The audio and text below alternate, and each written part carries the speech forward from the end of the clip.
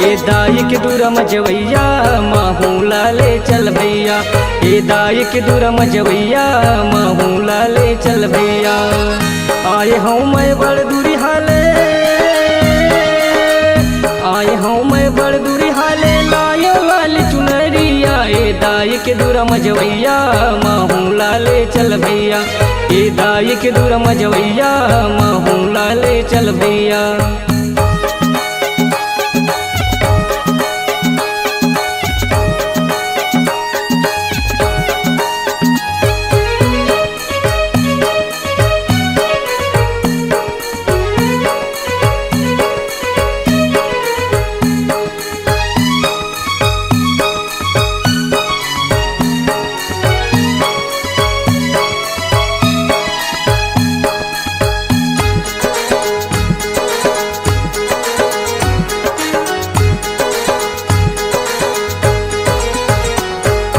पहली बार आए हम रतनपुर में गाँव, केसला बिल हमारे थोगा जगन सहु मोरे नाव, केसला बिल हमारे थोगा जगन सहु मोरे नाव।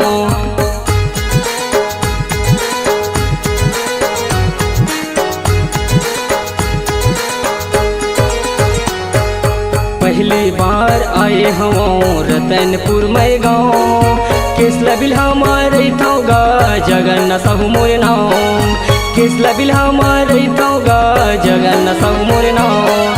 जिला बिलासपुर छत्तीसगढ़, जिला बिलासपुर छत्तीसगढ़, करिया के तीर मामूर है घर, ये लकर धकर, ये लकर धकरे जवैया महू लाले चल भैया, ये दाई के दूरा मजवैया महू लाले चल भैया।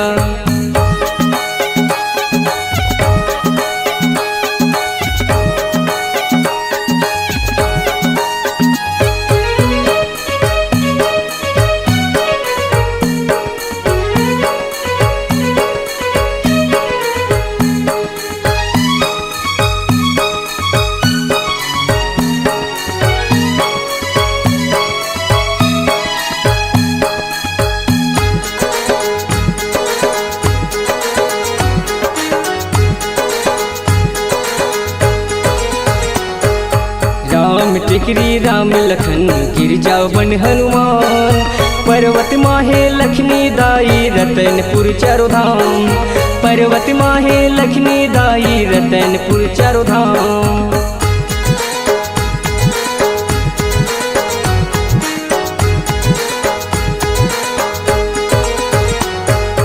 राम टिकरी राम लखन गिरजा बन हनुमान, पर्वत माहे लक्ष्मी दाई रतनपुर चारो धाम, पर्वत माहे लक्ष्मी दाई रतनपुर चारो धाम।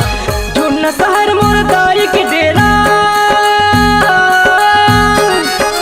झुन्ना शहर मोर दाई के डेरा, जिहा करे महामाई बसेरा, एक हर महर, एक हर महर ममहावे मुरदाई के फुलवरिया, ए दाई के दूरा मजवैया महू लाले चल भैया। आए हूँ मैं बड़ दूरी हाले, आए हूँ मैं बड़ दूरी हाले, लायो लाल चुनरिया, ए दाई के दूरा मजवैया महू लाले चल भैया, ए दाई के दूरा मजवैया महू लाले चल भैया, ए दाई के दूरा मजवैया महू लाले चल भैया, ए दाई के दूरा मजवैया महू लाले चल भैया, ए दाई के दूरा मजवैया महू लाले चल भैया।